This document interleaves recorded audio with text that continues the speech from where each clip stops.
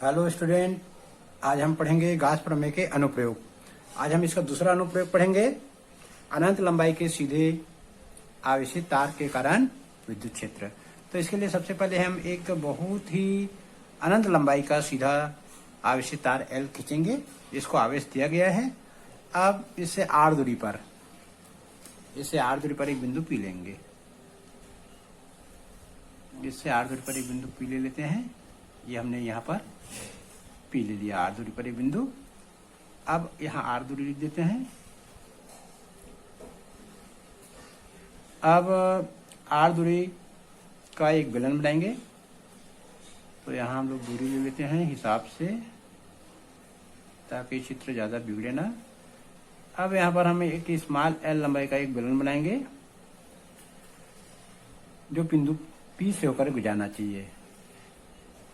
तो ऐसा हमने एक बेलन की रचना कर लिया, जो कि बंद हो गया, ये आवेशित तार बंद हो गया। तो इसकी लंबाई हो गई स्मॉल l, ये r त्रिज्या हो गई।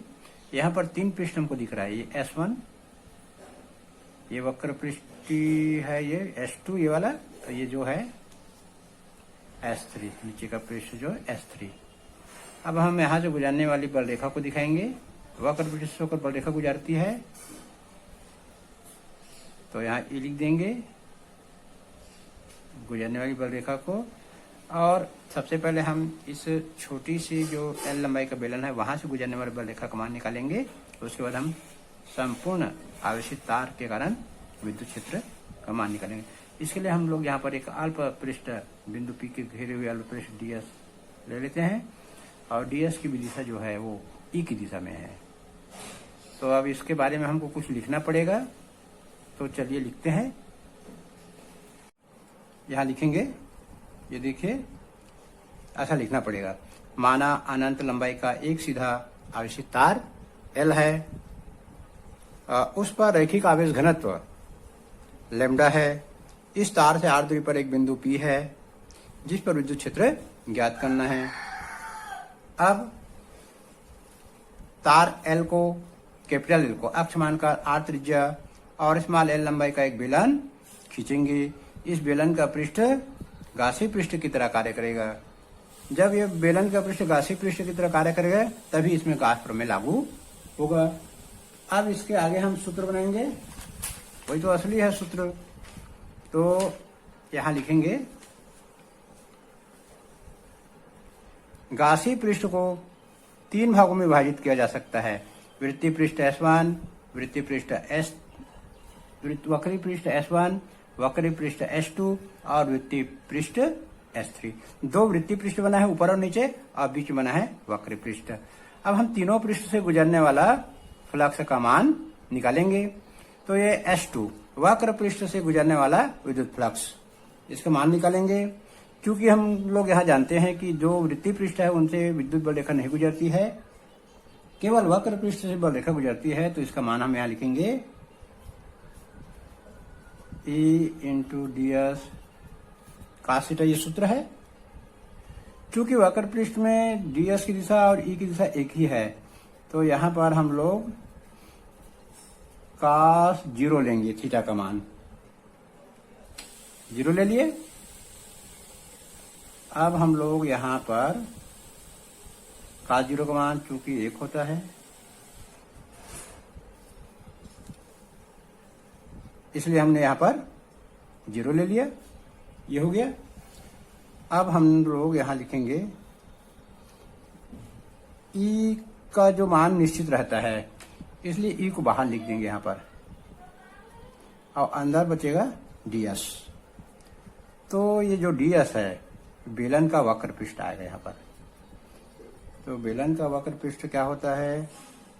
बेलन का वक्र पृष्ठ होता है 2 पाई r। 10वीं गणित में हम लोग पढ़े हैं इसको। ये जो वक्र पृष्ठ बेलन का है, इसको 10वीं गणित में हम लोग पढ़ चुके हैं। अब ये तो हो गया वक्र पृष्ठ S2 से गुजरने वाला विद्युत फ्लक्स। अब हम लोग निकालेंगे वृत्तीय पृष्ठ S1 और S3 से गुजरने वाला विद्युत फ्लक्स। यहाँ लिखेंगे उसके बारे में। वृत्तीय पृष्ठ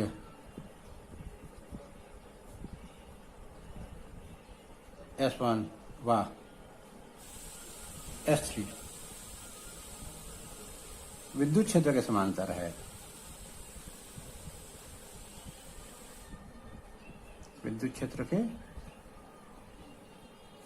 समांतर है, ऐसा लिखेंगे। इसलिए उनसे गुजरने वाला, इसलिए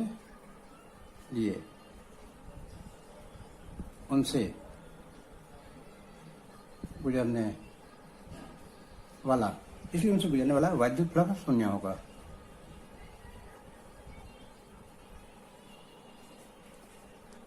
विद्युत फ्लक्स शून्य होगा।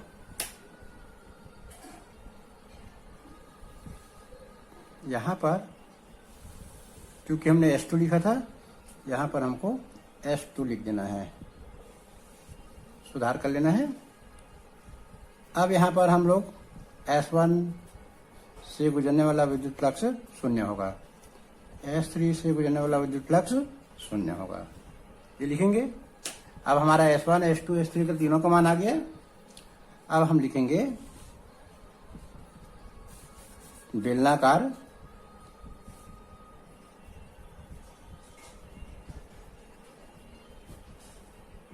गासी पृष्ठ से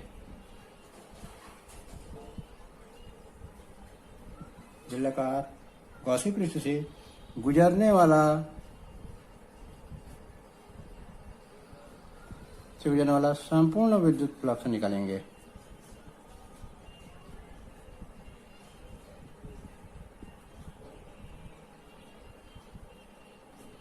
संपूर्ण विद्युत फ्लक्स निकालेंगे यहां पर।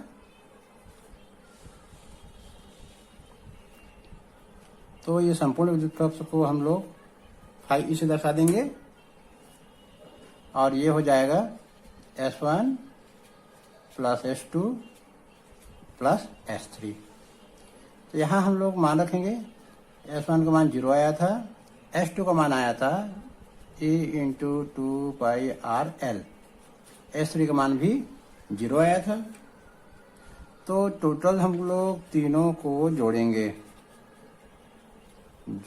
तो यहाँ आ जाएगा E इंटू 2πRL, ये आ गया समीकरण नंबर 1।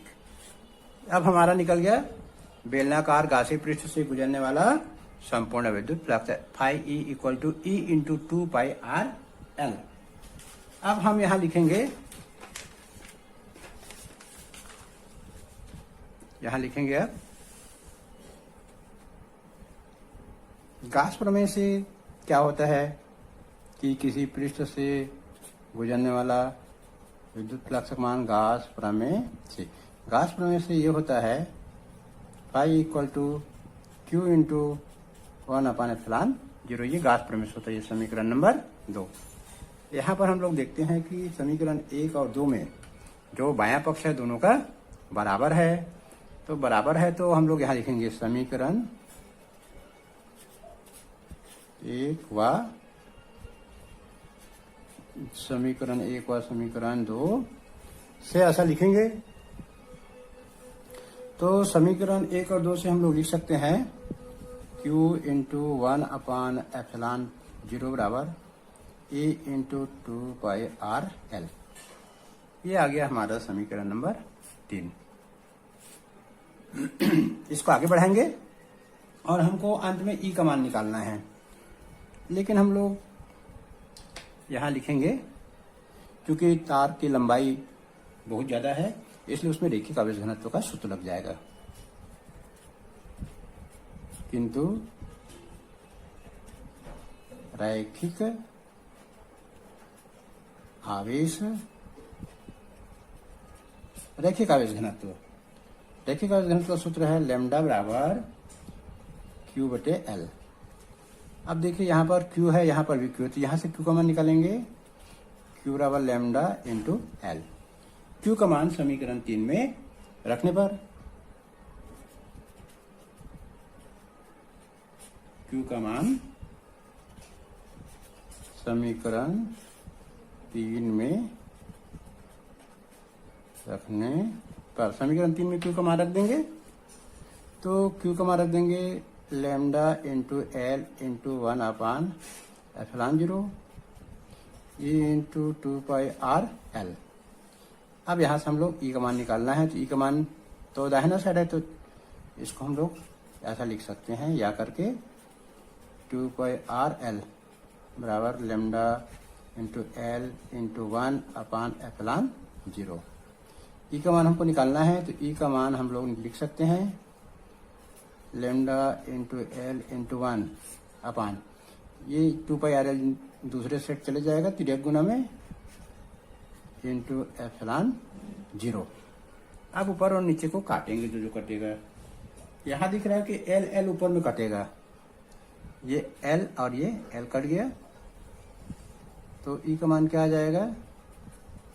E का मान आ जाएगा लेमडा ऊपर में आएगा केवल, नीचे आ जाएगा 2πr_0। ये हमारा आ गया अनंत लंबाई के सीधे आवेशित तार के कारण विद्युत क्षेत्र गॉस प्रमेय की सहायता से। इसको और अच्छे से लिखेंगे तो थोड़ा सा एक लाइन और बढ़ जाएगा, ये भी सही है। इसको आगे और ऐसा लिख सकते हैं हम लोग 2πε0r। ये हमारा आ गया समीकरण नंबर 4।